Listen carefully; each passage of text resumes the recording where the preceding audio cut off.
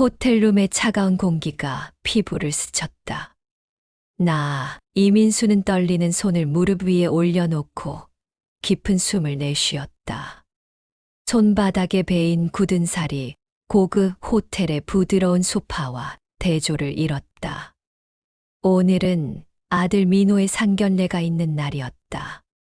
평생 혼자 키운 아들이 결혼을 한다니 마음이 설레면서도 한편으로는 두려웠다. 이런 자리는 처음이었다. 봉제 공장에서 바늘과 실로만 살아온 내가 과연 어울릴 수 있을까? 어머니 괜찮으시죠? 민호가 내 어깨를 토닥이며 물었다. 29이 된 아들의 손은 여전히 따뜻했다. 그 손을 보니 어린 시절 아픈 엄마를 돌봐주던 모습이 떠올랐다. 괜찮다, 아들아. 그저 긴장될 뿐이야. 거짓말이었다. 긴장이 아니라 두려움이었다. 봉제 공장에서 평생을 바늘과 실로만 살아온 내가 과연 그들과 어울릴 수 있을까? 낡은 구두 밑창이 미끄러질까봐 조심스럽게 걸음을 옮겼던 호텔 로비의 대리석 바닥이 떠올랐다. 거울을 보며 몇 번이나 매만졌던 머리카락이 제자리에 있는지 다시 한번 확인했다. 민호가 사준 검은색 정장이 몸에 맞는지도 걱정스러웠다. 평생 작업복만 입고 살아온 내게 이런 옷은 여전히 어색했다. 상대방 분들이 어떨까? 나는 속으로 중얼거렸다. 어머니, 미나네 가족들은 정말 좋은 분들이에요. 걱정하지 마세요. 민호가 내 마음을 읽은 듯 말했다. 하지만 내 걱정은 그런 게 아니었다. 가난한 집 출신인 내가 봉제 공장에서 밤낮으로 일하며 아들을 키운 내가 과연 받아들여질까 하는 두려움이었다. 문 앞에서 벨소리가 들렸다. 민호가 문을 향해 걸어갔다. 왔나 보네요. 내 심장이 빠르게 뛰기 시작했다. 손바닥에 땀이 났다. 평생 이런 자리는 처음이었다. 다른 사람들의 시선을 받으며 앉아 있어야 한다는 것 자체가 부담스러웠다. 문이 열렸다. 먼저 들어온 것은 품위 있는 여인이었다. 고급스러운 옷차림에 우아한 자세까지 그야말로 상류층의 품격이 묻어났다. 나는 무의식 중에 내 옷을 매만졌다. 그 뒤로 따라 들어온 중년 남성을 본 순간 내 세상이 멈췄다. 윤민재. 32년 전 내 인생을 송두리째 바꿔놓았던 그 남자였다. 시간이 정지한 듯했다. 호텔룸의 모든 소음이 사라지고 오직 내 심장 박동 소리만 들렸다. 28살의 나로 돌아간 듯 생생했다. 사랑한다고 속삭이던 그의 목소리, 집안 반대에도 불구하고 결혼식을 올리던 그날의 떨림까지. 민재도 나를 알아봤다. 그의 얼굴이 순식간에 창백해지더니 입술이 떨리기 시작했다. 한동안 우리는 서로를 바라만 봤다. 32년이라는 세월이 한순간에 사라져버린 것 같았다. 아, 민순 씨인가요? 내 이름을 부르는 그의 목소리는 예전과 똑같았다. 하지만 그 안에 담긴 감정은 전혀 달랐다. 당황, 충격, 그리고 말할 수 없는 복잡함이 뒤섞여 있었다. 네, 윤민재 씨. 목구멍이 막힌 것 같았다. 입안이 바싹 말랐다. 민호와 미나는 우리를 번갈아 보며 당황스러워했다. 무슨 일인지 모르겠다는 표정이었다. 두 아이의 얼굴에는 혼란과 걱정이 동시에 떠올랐다. 민재가 천천히 입을 열었다. 그의 목소리는 떨렸지만 단호했다. 이 결혼, 안 됩니다. 그 말이 떨어지자마자 방 안은 죽음과도 같은 정적에 휩싸였다. 내 심장이 쿵쾅거렸다. 32년 전 그날처럼 또다시 사랑하는 사람들이 갈라지는 걸까? 나는 그 순간 32년 전으로 돌아갔다. 마치 영화 필름이 거꾸로 돌아가듯 모든 기억이 생생하게 되살아났다. 1992년 28살의 나는 사랑만 있으면 모든 걸 이겨낼 수 있다고 믿었다. 순수했고 용감했다. 봉제 공장에서 일하는 평범한 여공이었지만 꿈만은 컸다. 민재와 처음 만난 것은 우연이었다. 공장 앞 작은 카페에서였다. 그는 정장 차림으로 혼자 앉아 커피를 마시고 있었고, 나는 야간 근무를 마치고 피곤한 몸을 이끌고 들어갔었다. 죄송합니다. 여기 앉아도 될까요? 카페가 만석이어서 그에게 양해를 구했던 게 시작이었다. 그는 미소를 지으며 자리를 내어주었다. 그때까지만 해도 그가 대기업 회장의 아들이라는 걸 몰랐다. 일이 힘드신가 봐요. 네, 야간 근무라서요. 무슨 일 하세요? 봉제 공장에서 재봉일을 해요. 그는 전혀 무시하는 기색을 보이지 않았다. 오히려 존경의 눈빛으로 나를 바라봤다. 대단하세요. 쉬운 일이 아닐 텐데. 그렇게 우리는 자연스럽게 대화를 나누기 시작했다. 매일 같은 시간, 같은 장소에서 만나는 게 일상이 됐다. 나는 그의 정체를 모른 채 3개월을 만났다. 진실을 안 것은 그가 프러포즈를 한 후였다. 민수나, 우리 결혼하자. 내가 다 책임질게. 민재의 프러포즈는 소박했지만 진실했다. 작은 공원 벤치에서 싸구려 반지를 내밀며 했던 그의 고백이 아직도 생생했다. 하지만 나는 가난해요. 봉제 공장에서 일하는 여공이에요. 상관없어. 나는 민순 씨를 사랑해요. 다른 건 중요하지 않아. 그때 그가 윤민재, 그 유명한 윤진그룹 회장의 아들이라는 걸 알았다. 하지만 그는 이미 집안을 등지고 나와서 작은 회사에서 일하고 있었다. 민수나, 나는 아버지의 그늘 밑에서 살고 싶지 않아. 내 힘으로 살고 싶어. 그의 진심을 믿었다. 우리는 반대에도 불구하고 결혼을 결심했다. 결혼식 날, 나는 중고로 산 흰 원피스를 입고 작은 식장에 섰다. 민재의 가족들은 아무도 오지 않았다. 내 쪽도 마찬가지였다.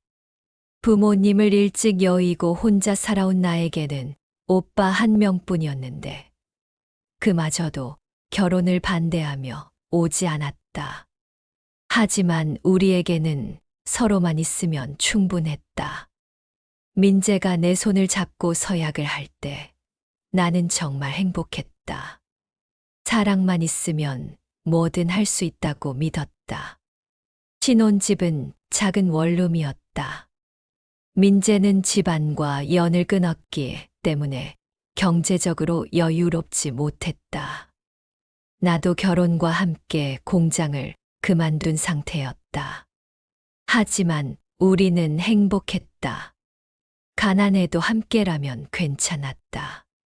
그런데 신혼 한 달 후 모든 게 무너지기 시작했다. 그날은 비가 내리고 있었다. 민재가 회사에 간 사이 누군가 문을 두드렸다. 문을 열자 고급스러운 옷을 입은 중년 여성이 서 있었다. 민재의 어머니였다. 민순 씨죠? 네. 어머님, 들어가도 될까요? 나는 황급히 방을 정리했다. 원룸이라 숨길 곳도 없었다. 어머님은 집 안을 한 바퀴 둘러본 후 차가운 표정으로 나를 바라봤다. 민순 씨, 이 돈 받고 우리 민재에게서 떠나주세요. 갑자기 테이블 위에 놓인 봉투를 보고 나는 당황했다. 어머님, 무슨 말씀이세요? 아들이 정신을 잃고 있어요. 당신 같은 여자와는 함께할 수 없습니다. 그의 말투는 차갑고 단호했다. 어머님, 저희는 사랑합니다. 사랑이 밥 먹여줍니까? 가난이 사랑을 먹여 살립니까? 저도 일할 수 있어요. 다시 공장에 나가겠어요. 그런 게 문제가 아니에요. 우리 민재는 언젠가 회사를 물려받을 사람이에요.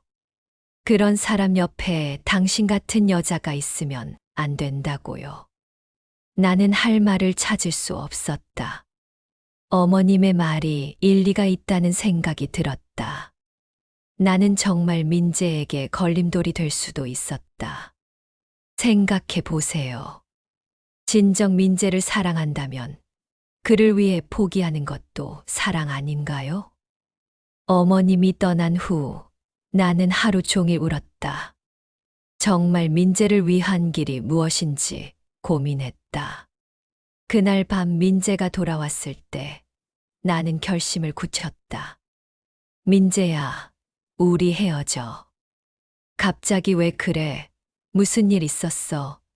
당신 어머님이 다녀가셨어. 민재의 얼굴이 굳었다.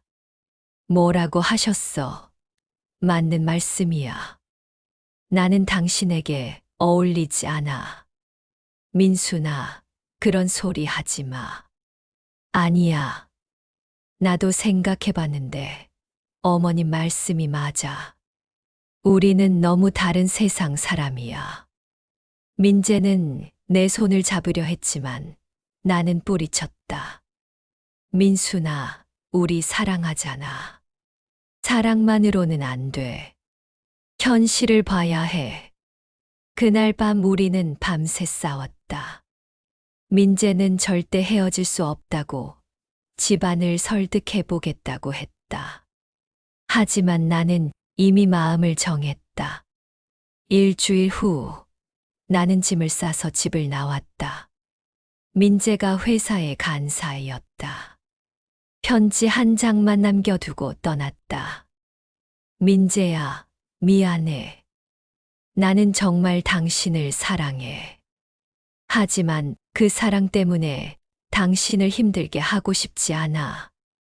행복하게 살아줘. 그때 내 배 속에는 이미 아이가 있었다. 민호였다.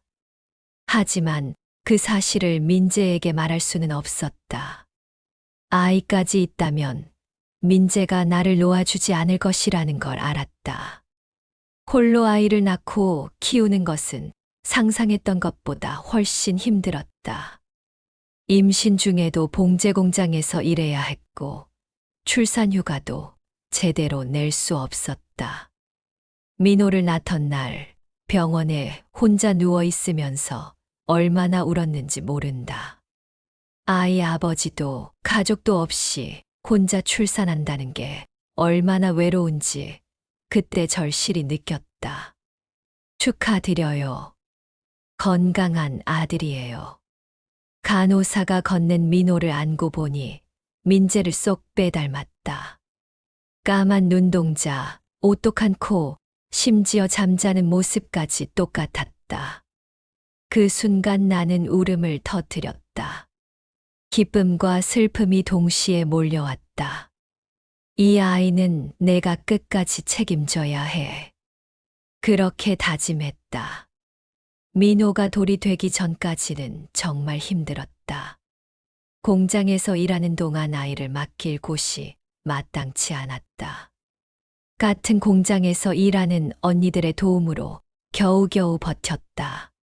재봉틀 소리에 묻혀 울던 날들이 얼마나 많았는지 모른다. 밤늦게까지 야근을 하고 집에 와서 아이를 돌보다 보면 체력적으로 한계를 느꼈다. 민호가 3살 때 처음으로 아빠라는 말을 했을 때 가슴이 미어졌다. 민호야, 우리는 엄마랑 둘이서 사는 거야. 아빠는 어디 갔어요? 아빠는 멀리 가셨어. 아이에게 거짓말을 할 때마다 마음이 아팠다. 하지만 달리 방법이 없었다. 민호가 초등학교에 입학할 때 다른 아이들은 모두 아빠와 함께 왔는데 민호만 엄마와 함께 왔다. 민호는 아무 말 없이 내 손을 꽉 잡았다. 그때 그 작은 손의 따뜻함을 지금도 기억한다. 엄마, 괜찮아요. 우리에게는 엄마가 있잖아요. 8살 아이가 나를 위로해주는 모습을 보며 눈물을 참았다. 중학교 때부터는 민호가 공부를 정말 잘했다. 항상 반에서 1등을 했다. 선생님들은 특목고에 보내라고 권했지만 경제적 여건이 되지 않았다. 엄마, 저는 일반고 가도 괜찮아요. 민호는 한 번도 불평하지 않았다. 오히려 나를 위로해주곤 했다. 고등학교 때는 아르바이트를 하겠다고 했다. 공부에 지장이 없는 선에서 주말에만 했다. 번 돈으로 내게 작은 선물을 사다 주곤 했다. 엄마, 이거 받으세요. 싸구려 립스틱이었지만 내게는 세상에서 가장 소중한 선물이었다. 대학 입시 때 민호는 장학금을 받고 명문대에 입학했다. 그날 합격 통지서를 받고 우리는 둘이 끌어안고 울었다. 엄마, 해냈어요. 그래, 우리 민호가 해냈구나. 32년 동안 민호 하나만 바라보고 살았다. 그 아이가 잘못될까봐, 삐뚤어질까봐 항상 걱정했지만 민호는 정말 훌륭하게 자라줬다. 민재가 재혼했다는 소식을 들은 것은 민호가 5살 때였다. 같은 공장에서 일하는 언니가 신문을 보여주며 말했다. 민순아, 이거 너랑 결혼했던 그 사람 아니야? 신문에는 윤민재 씨의 결혼 소식이 크게 실려 있었다. 상대방은 명문가 출신의 최민경 씨였다. 사진 속의 민재는 행복해 보였다. 그때 얼마나 가슴이 아팠는지 모른다. 하지만 후회는 없었다. 민호라는 소중한 아이를 얻었으니까. 그리고 민재가 행복해 보여서 오히려 다행이라는 생각도 들었다. 몇 년 후 민재와 최민경 씨 사이에 딸이 태어났다는 소식도 들었다. 이름이 미나라고 했다. 민호와 비슷한 이름인 게 우연의 일치인지 운명의 장난인지 모르겠었다. 민호가 고등학생이 되었을 때 한 번은 이런 질문을 했다. 엄마, 우리 아빠는 정말 어떤 사람이었어요? 그때까지 민호에게는 아버지가 사고로 일찍 돌아가셨다고 말해왔다. 착한 사람이었어. 저를 사랑했을까요? 물론이지. 정말 사랑했을 거야. 민호는 더 이상 묻지 않았다. 하지만 그 후로 종종 혼자 생각에 잠기는 모습을 봤다. 아버지에 대한 그리움이 있었던 것 같다. 대학에 다니면서 민호는 여자친구가 생겼다고 했다.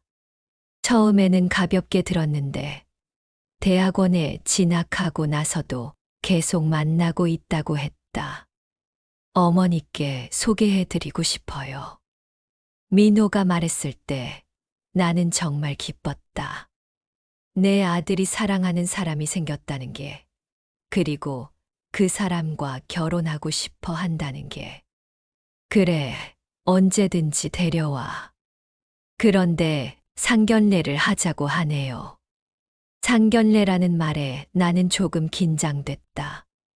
평생 그런 자리는 처음이었으니까. 상대방 부모님들이 어떤 분들이니? 아버님은 회사 경영하시고 어머님은 전업주부세요. 정말 좋은 분들이에요.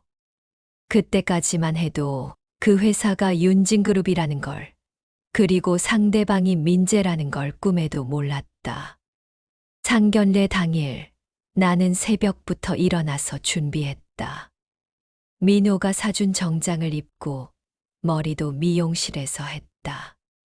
거울을 보니 낯선 내 모습이 보였다. 이래도 괜찮을까? 계속 걱정됐지만 민호의 행복을 위해서라면 뭐든 할 수 있었다. 호텔에 도착해서도 계속 초조했다. 민호는 나를 안심시키려고 애썼다. 어머니, 괜찮아요. 미나 아버님도 어머님도 정말 좋은 분들이에요. 그런데 문이 열리고 그들이 들어왔을 때 내 세상이 완전히 뒤바뀌었다. 32년 만에 다시 만난 민재. 그는 나보다 훨씬 늙어 보였다. 머리에 흰머리가 섞여 있었고 얼굴에는 주름이 깊게 패여 있었다. 하지만 여전히 나는 그를 한눈에 알아볼 수 있었다. 최민경 씨는 정말 우아한 여성이었다. 고급스러운 옷차림과 품위 있는 말투까지 나와는 정반대의 사람이었다. 민재의 선언 이후 방 안은 혼란에 빠졌다. 아버지, 무슨 말씀이세요? 미나가 울먹이며 물었다. 여보, 갑자기 왜 그래요? 최민경 씨도 당황했다. 민호는 나를 바라봤다. 뭔가 알고 있는 것 같은 표정이었다. 어머니, 혹시 저분을 아세요? 나는 대답할 수 없었다. 어떻게 설명해야 할지 몰랐다. 민재가 일어섰다. 죄송합니다. 오늘은 이만 가보겠습니다. 아버지, 미나가 울부짖었지만 민재는 돌아보지 않고 나갔다. 최민경 씨가 황급히 따라 나가며 말했다. 정말 죄송해요. 남편이 왜 이러는지. 나중에 다시 연락드리겠습니다. 그들이 나간 후 민호와 미나는 멍하니 앉아 있었다. 어머니, 도대체 무슨 일이에요? 민호가 물었다. 민호야. 나는 말을 잇지 못했다. 미나는 계속 울고 있었다. 오빠, 우리 어떻게 해요? 아버지가 왜 그러는지 모르겠어요. 상견례가 끝난 후 며칠 동안 나는 잠을 이룰 수 없었다. 민재를 다시 만났다는 충격, 그리고 그가 결혼을 반대한다는 사실이 머릿속을 맴돌았다. 민호는 계속 풀이 죽어 있었다. 미나와의 관계도 어색해졌다. 미나는 매일 전화를 걸어와서 아버지를 설득해 보겠다고 했지만 민재는 완강했다고 했다. 어머니, 저 미나와 헤어질게요. 어느 날 민호가 말했다. 내 가슴이 철렁 내려앉았다. 왜 그런 소리를 하니? 상대방 아버지가 그렇게 반대하시는데 어떻게 결혼을 해요? 어머니만 힘들어 하시잖아요. 민호의 눈에 눈물이 고였다. 평생 나만 바라보며 살아온 아들이었다. 내가 힘들어하는 모습을 보고 포기하려는 것이었다. 민호야, 그러면 안 돼. 어머니가 젊을 때도 그런 일이 있었다고 들었어요. 집안 반대 때문에 고생하셨잖아요. 민호는 어디선가 들었던 것 같다. 공장 언니들이 가끔 내 과거 이야기를 했던 모양이었다.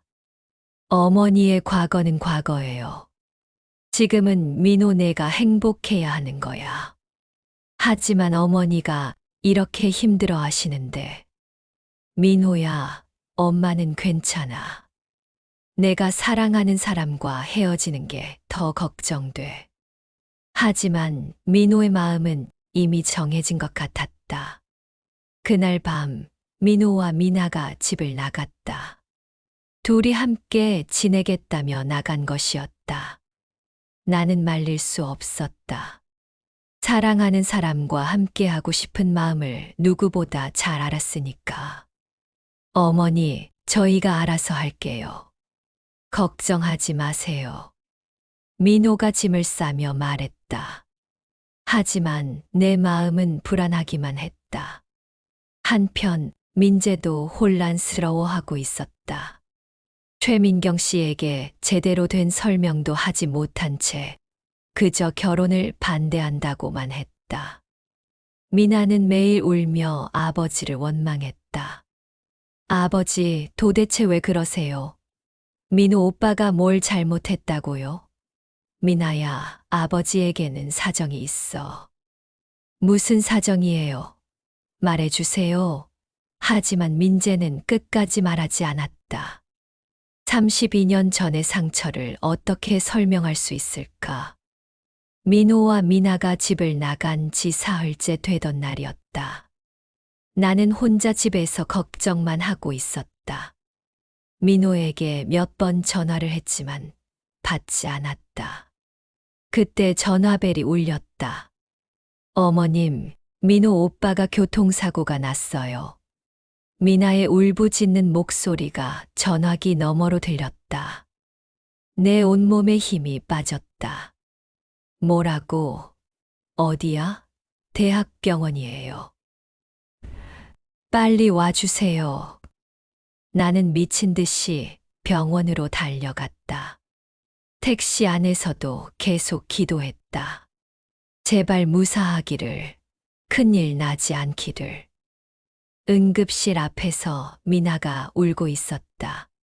그 옆에는 최민경 씨와 민재가 서 있었다. 32년 만에 다시 마주한 위기 상황이었다.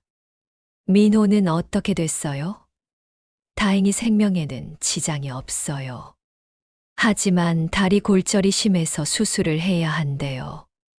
미나가 흐느끼며 말했다.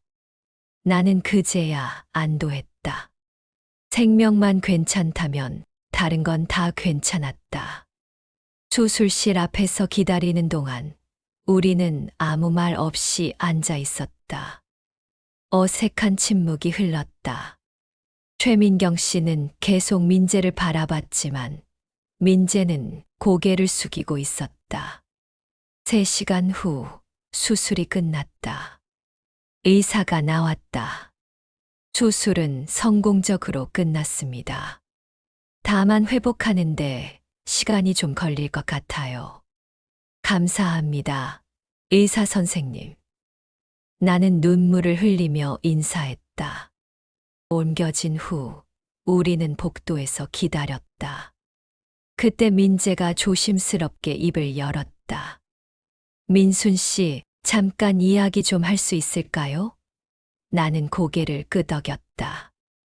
이제는 피할 수 없는 대화였다. 병원 복도 끝 작은 로비에서 우리는 마주 앉았다. 32년 만에 둘만의 대화였다. 민순 씨, 그동안 어떻게 지냈어요? 민재가 먼저 말을 꺼냈다. 그의 목소리는 여전히 따뜻했다. 그냥 살았어요. 민호 키우느라. 힘들었겠어요. 혼자서. 당신도 힘들었겠죠. 가족들 때문에. 우리는 서로를 바라봤다. 32년이라는 세월 동안 겪은 일들이 얼굴에 고스란히 새겨져 있었다. 민순 씨, 한 가지만 물어볼게요. 무엇을요? 민호. 혹시 내 아들입니까? 그 질문을 예상하고 있었다. 민호가 민재를 많이 닮았으니까. 왜 그런 걸 물으세요? 민호를 보니까. 어릴 때 제 모습이 보여요. 그리고 나이를 계산해 보니까. 민재의 목소리가 떨렸다. 그도 짐작하고 있었던 것이다. 나는 잠시 망설였다. 32년 동안 숨겨온 비밀을 말해야 하는 순간이었다. 그래요. 민호는 당신 아이예요. 민재가 크게 숨을 들이마셨다. 예상했던 대답이지만 직접 듣는 것은 다른 일이었다. 왜 말하지 않았어요? 말할 기회가 있었나요? 당신은 이미 재혼했고 나는 쫓겨난 몸이었어요. 그 아이까지 빼앗길까봐 무서웠죠. 내 목소리도 떨렸다. 32년 동안 혼자 품고 살았던 비밀이 터져 나오니 가슴이 메어졌다. 그동안 혼자 키우느라 얼마나 힘들었을까요? 민재가 눈을 감았다. 그의 어깨가 떨리는 게 보였다. 미안해요, 민순 씨. 정말 미안해요. 미안하다고 해서 지난 32년이 돌아오나요? 나는 차갑게 말했다. 하지만 속으로는 울고 있었다. 민순 씨, 나도 당신을 잊은 적이 없어요. 그럼에도 재혼하셨잖아요. 부모님 압력 때문이었어요. 하지만 민경 씨는 좋은 사람이에요. 우리는 잠시 침묵했다. 말할 수 없이 복잡한 감정들이 서로 사이를 맴돌았다. 민재 씨, 이제 와서 이런 얘기 해봐야 소용없어요. 중요한 건 아이들이에요. 맞아요. 아이들. 그때 최민경 씨가 다가왔다. 창백한 얼굴로 우리를 바라보더니 떨리는 목소리로 말했다. 여보, 민경 씨, 지금은 아니에요. 민재가 아내를 제지하려 했지만 최민경 씨는 계속했다. 들어야 해요. 미나는 당신 아이가 아니에요. 순간 민재가 돌아봤다. 충격받은 표정이었다. 무슨 말이에요? 나는 아이를 가질 수 없는 몸이었어요. 최민경 씨의 목소리가 점점 작아졌다. 32년 동안 숨겨온 비밀이 터져 나오는 순간이었다. 결혼 초에 검사를 받았는데 아이를 낳을 수 없다고 했어요. 당신에게 말할 용기가 없었죠. 민재의 얼굴이 하얗게 질렸다. 그럼 미나는 고아원에서 데려왔어요. 당신 몰래. 친구 도움으로 입양 서류를 꾸며서요. 나는 이 상황을 지켜보며 복잡한 감정을 느꼈다. 최민경 씨도 나처럼 숨겨야 할 비밀이 있었던 것이었다. 그것도 32년 동안이나. 32년 동안 거짓말을 했다는 뜻입니까? 민재의 목소리가 떨렸다. 분노와 배신감, 그리고 혼란이 뒤섞인 목소리였다. 미안해요. 정말 미안해요. 당신을 잃을까봐 무서웠어요. 최민경 씨가 무너지듯 울었다. 나도 모르게 마음이 아팠다. 여자로서, 어머니로서 그의 마음을 이해할 수 있었다. 민경 씨. 민재가 벽에 기대섰다. 모든 게 무너진다는 표정이었다. 민호와 미나가 피로 이어진 남매가 아니라는 사실. 그동안 자신이 알고 있던 모든 것이 거짓이었다는 충격이었다. 그럼 민호와 미나는 혈연 관계가 아니에요. 결혼할 수 있어요. 내가 조심스럽게 말했다.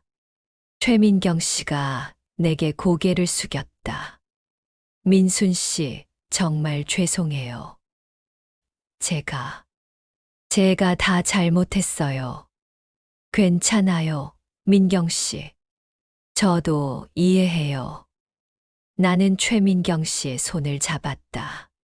같은 여자로서, 같은 어머니로서 그의 마음을 이해할 수 있었다. 사랑하는 사람을 잃을까봐 비밀을 간직해야 했던 그 심정을. 민재가 천천히 고개를 들었다. 그럼 이제 아이들은 결혼할 수 있는 거군요. 네, 아무런 문제가 없어요. 민호가 깨어났을 때 우리는 모두 병실에 모여 있었다. 민재는 아들 침대 옆에서 조심스럽게 앉아 있었다. 민호야. 민재의 목소리가 쉬어 있었다. 누구세요? 민호가 혼란스러워했다. 마취에서 깨어나 정신이 아직 완전히 돌아오지 않은 상태였다. 나는 내 아버지다. 민재가 민호의 손을 조심스럽게 잡았다. 32년 만에 처음으로 아들의 손을 잡는 순간이었다. 민호가 나를 바라봤다. 어머니, 이게 무슨 일이에요? 민호야, 이제 다 말해줄게. 나는 모든 것을 털어놓았다. 민재와의 과거, 민호가 태어나게 된 과정, 32년 동안 혼자 키운 이유까지 모든 걸 말했다. 민호는 말없이 들었다. 간혹 놀라는 표정을 지었지만 끝까지 조용히 들어주었다. 그래서 저 아버지가 있었던 거군요. 미안하다, 아들아. 내게 숨긴 게 있었구나. 어머니, 괜찮아요. 어머니가 얼마나 힘드셨을지. 민호가 내 손을 꽉 잡았다. 이제라도 아버지가 미안하다. 너와 내 어머니를 버려서 미안하다. 민재의 눈에서 눈물이 흘러내렸다. 32년 동안 참아왔던 눈물이었다. 그때 미나가 들어왔다. 눈이 빨갛게 부어 있었다. 민호 오빠, 괜찮아요? 응, 괜찮아. 미나가 울면서 다가왔다. 민호 오빠, 이제 정말 가족이 될 수 있겠네요. 그래, 이제 아무도 우리를 막을 수 없어. 최민경 씨도 병실로 들어왔다. 그리고 나에게 깊이 고개를 숙였다. 민순 씨, 용서해 주세요. 제가 미나를 숨긴 것도, 남편이 당신을 찾지 못하게 한 것도. 괜찮아요, 민경 씨. 이제 우리 모두 새로 시작해요. 민재가 나를 바라봤다.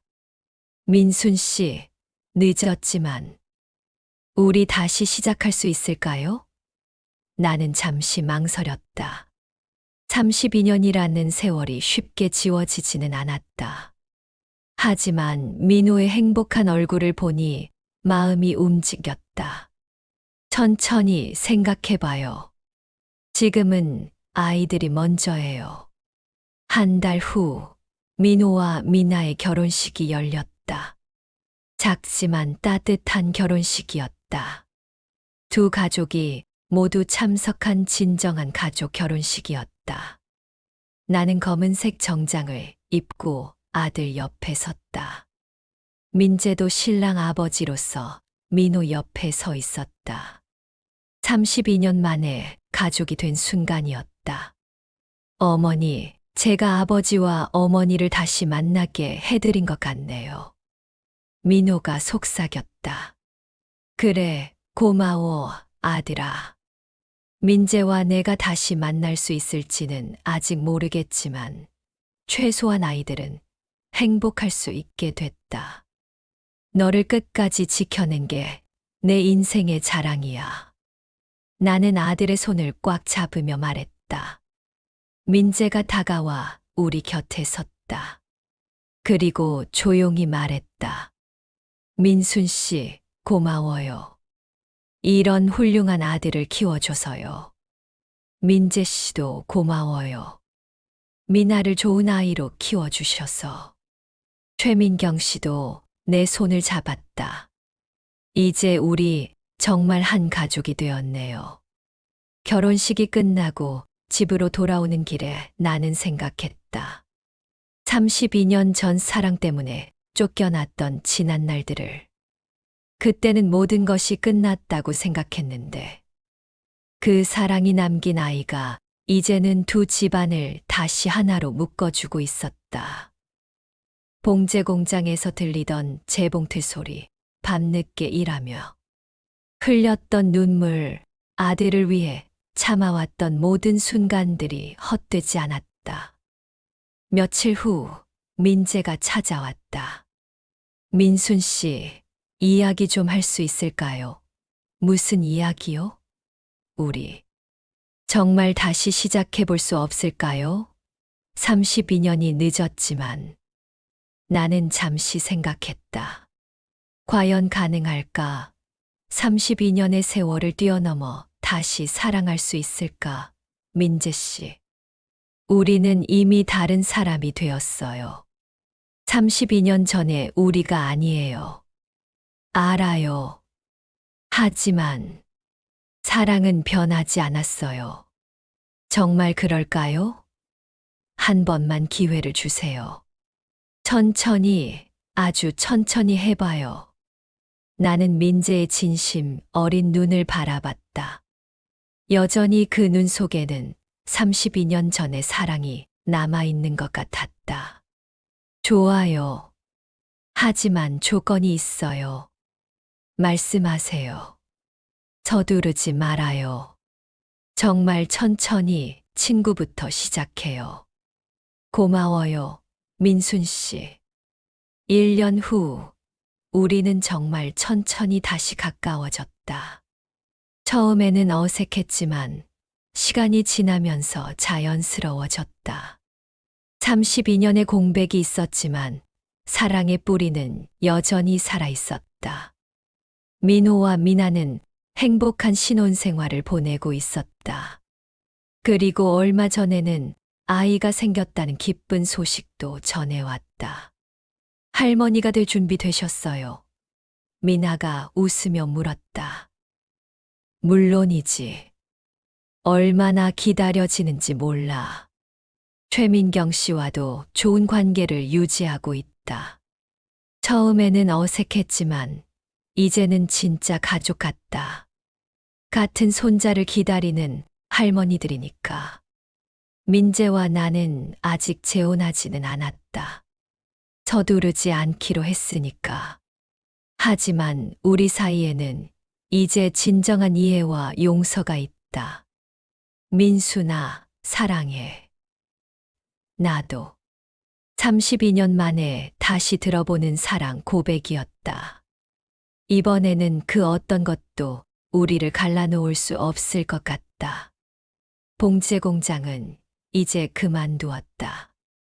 민재가 작은 사업을 도와달라고 해서 새로운 일을 시작했다. 32년 만에 다시 함께 일하게 된 것이다. 사랑은 때로는 우리를 아프게 하고 때로는 기다리게 만든다. 하지만 진짜 사랑은 시간이 지나도 거리가 멀어져도 결코 사라지지 않는다는 걸 깨달았다. 32년 만에 찾은 가족, 그리고 32년 만에 되찾은 사랑. 이제 진짜 새로운 시작이었다. 우리의 이야기는 끝이 아니라 새로운 시작이었다. 민호와 미나가 만들어갈 새로운 가족, 그리고 우리가 다시 써내려갈 사랑 이야기. 운명은 때로는 잔인하게 사람들을 갈라놓지만 언젠가는 반드시 다시 만나게 해준다. 사랑의 끈은 시간이 지나도 어떤 시련이 와도 결코 끊어지지 않는 법이다. 그리고 그 사랑이 낳은 아이들이 다시 우리를 하나로 묶어주었다. 진정한 사랑은 이런 것이 아닐까. 포기하지 않고 기다릴 줄 알고 용서할 줄 아는 마음. 그리고 언젠가는 반드시 보상받는다는 믿음. 32년이라는 긴 시간이 흘렀지만 우리의 사랑은 더욱 깊어졌다. 이제는 젊은 열정이 아닌 성숙한 사랑으로 다시 시작할 수 있게 되었다.